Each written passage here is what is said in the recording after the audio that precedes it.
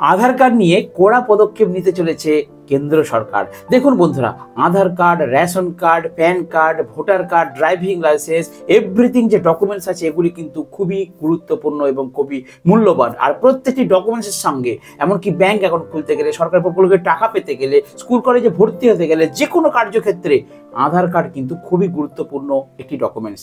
এই আধার কার্ডের নাম আপনারা কতবার পরিবর্তন করতে পারবেন, আধার কার্ডের জন্ম তারিখ আপনারা কতবার পরিবর্তন করতে পারবেন, আধার কার্ডের ঠিকানা কতবার পরিবর্তন করতে পারবেন, আধার কার্ডটার মানে আপনার আধার কার্ডে অন্য কেউ সিম তুলেছে কিনা এটা জানবেন কিভাবে, বা আপনার আধার কার্ড কেউ ব্যবহার করছে কিনা সেটা জানবেন কি করে, ডিটেলস আজকে ভিডিওতে আলোচনা করব।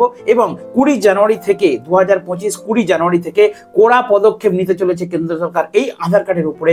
জারি হতে চলেছে পাঁচটি নিয়ম। বিস্তারিত জানতে আজকে ভিডিওটি সম্পূর্ণ আজ করুন। আর যারা চ্যানেল নতুন তারা অবশ্যই চ্যানেলটিকে সাবস্ক্রাইব করে রাখুন। তো চলুন শুরুতে একটি প্রতিবেদন তুলে ধরছি আপনাদের সাথে। সাধারণ মানুষের জন্য এই সকল বদল সম্পর্কে জেনে রাখা খুব দরকার। এই সকল নিয়ম সম্পর্কে জেনে নেওয়া যাক। তবে বলে রাখি, নিজের আধার কার্ডের ব্যবহার সম্পর্কে সর্বদা সচেতন থাকুন। আধার কার্ড কিন্তু খুবই মূল্যবান একটা ডকুমেন্টস। কাউকে বিনা কারণে এবং যাচাই না করে কখনোই কোনো স্টেপ নেবেন না। ভালো করে মনে রাখবেন বন্ধুরা, আধার কার্ড কিন্তু খুবই এসেনশিয়াল একটা ডকুমেন্টস। এবার থেকে আধার সংক্রান্ত কেওয়াইসির যাতে কোনো অপব্যবহার না হয় সেদিকে সতর্কতা জারি করা হয়েছে।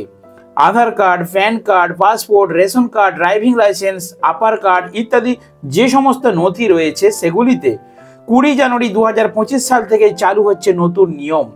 এবার থেকে যে সকল অফিস কেওয়াইসি করবে তারা সম্পূর্ণ নম্বর দেখতে পারবে না, শুধুমাত্র শেষের 4টি সংখ্যায় দেখতে পারবে। খুবই কঠিন পদক্ষেপ। নিজের আধার কার্ডে যদি কেউ বিগত 10 বছরে কোনো বদল না করে থাকেন তাহলে তার নানা সমস্যা হতে পারে। সেই সকল সমস্যা থেকে বাঁচার জন্য আধার কার্ড আপডেট করিয়ে নিতেই হবে। সরকারি প্রকল্প থেকে শুরু করে নানা কাজে আধার ব্যবহার করে থাকেন সাধারণ মানুষ। অর্থাৎ যারা এখনো আধার কার্ড আপডেট করেননি, অর্থাৎ মিনিমাম 10 বছর হয়তো আধার কার্ডের কোনো রকম চেঞ্জেস করেননি, আধার কার্ড করেছেন, বিভিন্ন জায়গায় আধার কার্ড নাম্বার দিচ্ছেন, বাট 10 বছর কোনো চেঞ্জেস করেনি, তাদেরকে কিন্তু আধার কার্ড আপডেট করতে হবে। কি করতে হবে? তাদেরকে বায়োমেট্রিক আপডেট করতে হবে। যদি কোনো নামের সমস্যা থাকে সেই নাম চেঞ্জ করে নিতে হবে। অর্থাৎ যদি নামের বানানো ভুল থাকে তাহলে সেটা চেঞ্জ করে নেবেন। এইরকম যদি কোনো সমস্যা থাকে তাহলেই আপনারা আধার কার্ডকে রিভেরিফাই করবেন বা চেঞ্জ করবেন, না হলে কেন শুধু করতে যাবেন। কিন্তু ইউআইডিআই এর পক্ষ থেকে জানানো হচ্ছে যে 10 বছরের বেশি হয়ে গেলে আপনাদেরকে আধার আপডেট করাতে হবে। কি করে করাবেন? আপনার ফটোটাকে আপডেট করিয়ে নেবেন। আধার কার্ডে 10 বছর আগে আপনি যেমন দেখতে ছিলেন এখন 10 বছর পরে অনেকটা আপনি চেঞ্জ হয়ে গেছেন।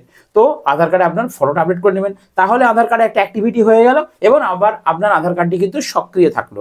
আশা করি বুঝতে পেরেছেন। একটি বিষয় জানিয়ে রাখি, আধার কার্ড 2025-এর নিয়ম অনুসারে যে আপনার জন্ম তারিখ আধার কার্ডে কতবার বদল করা যাবে এক্ষেত্রেও আনা হয়েছে নতুন নিয়ম। জীবনে মাত্র একবারই নিজের জন্ম তারিখ পরিবর্তন করা যাবে। ভালো করে মনে রাখুন, আধার কার্ডে ডেট অফ বার্থ যদি চেঞ্জ করতে চান তাহলে লাইফে একবারই কিন্তু আপনার জন্ম তারিখ চেঞ্জ করতে পারবেন। তবে নিজের মোবাইল নাম্বার এবং ঠিকানা যতবার খুশি পরিবর্তন করতে পারবেন।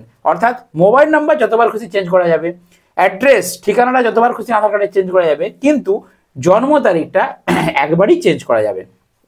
তাই সমস্ত কাজ খুবই সতর্কতার সাথে করতে হবে। নিজের লিঙ্গ পরিবর্তন নির্দিষ্ট সংখ্যক বারই বদল করা যাবে। নিজের নাম মাত্র 2বার বদল করা যাবে। নাম 2বার চেঞ্জ করা যাবে। আর লিঙ্গ অর্থাৎ মেল ফিমেল সেটা কিন্তু নির্দিষ্ট সংখ্যক বার, অর্থাৎ একবার কি 2বার, তার বেশি কিন্তু মেল ফিমেল চেঞ্জ করতে পারবেন না। এবং আপনার নিজের নামটাকে কিন্তু 2বারের বেশি বদল করা যাবে না। ভালো করে বুঝে রাখুন বন্ধুরা। আধার কার্ডের ইউনিক নাম্বার একেবারেই তৈরি হয়ে থাকে। একজন একাধিক নাম্বারের কার্ড কখনোই ধারণ করতে পারবেন না। আধার কার্ডে ভুল তথ্য দিলে তাতে 3 বছরের জেল হতে পারে। ভালো করে বন্ধুরা পয়েন্টটা লক্ষ্য রাখুন। আধার কার্ডে যদি ভুল তথ্য দেন, আপনার যেটা ঠিকানা আপনি অন্য ঠিকানা দিলেন, আপনার যা নাম আপনি অন্য নাম দিয়ে দিলেন, যদি ভুল ধরা পড়ে তাহলে কিন্তু 3 বছরের জেল জরিমানা আপনার হবে। এবার থেকে আধার কার্ডে কারো কোনো সম্পর্কের মানুষের নাম প্রিন্ট করা থাকবে না। অর্থাৎ আগে আধার কার্ডে যেমন বাবার নাম, স্বামীর নাম থাকতো, কিন্তু এবার থেকে আর সেই ধরনের কোনো তথ্য প্রিন্ট করা থাকবে না। এবারে থাকবে কেয়ার অফ, অর্থাৎ আগে থাকতো son of, daughter of, wife of, আর এখন থাকবে কেয়ার অফ। এক্ষেত্রে একটি সমস্যা হবে যে এবারে বোঝা যাবে না যে ওই কেয়ার অফটি হিসাবে কে।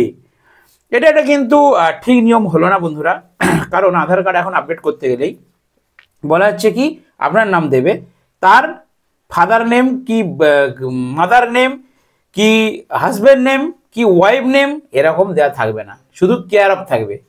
কিন্তু ভাই কেয়ার অফ থাকলে বুঝবে কি করে যে কে ওর বাবা, কে ওর দাদু, কে ওর স্বামী? এটা বোঝা কিন্তু খুব চাপ হয়ে পড়বে। এই আপডেটটা কিন্তু ঠিক হলো না। নিয়ম না মানলেই বন্ধ হয়ে যাবে রেশন। জানুয়ারি থেকে নয়া নিয়ম চালু। যাদের ফিঙ্গারপ্রিন্ট সংক্রান্ত সমস্যা থাকবে তাদের ক্ষেত্রে আধার কার্ড 2025-এর নিয়ম অনুসারে নিজের আইরিস স্ক্যান করে আধার সংক্রান্ত কাজ করা যাবে। আশা করি বুঝতে পেরেছেন। নিজের আধার কার্ডের সুরক্ষা বৃদ্ধি করতে আধার কার্ড হিসাবে আধার কার্ড 2025-এর নিয়ম অনুযায়ী মাস্ট আধার কার্ড ব্যবহার করা ভালো।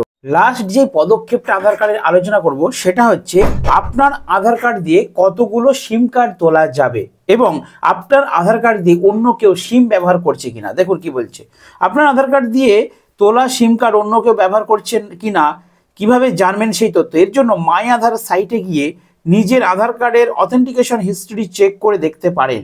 সেক্ষেত্রে দেখলে আপনি বুঝতে পারবেন যে আপনার আধার কার্ডের তথ্য আর কারা কারা ব্যবহার করছে।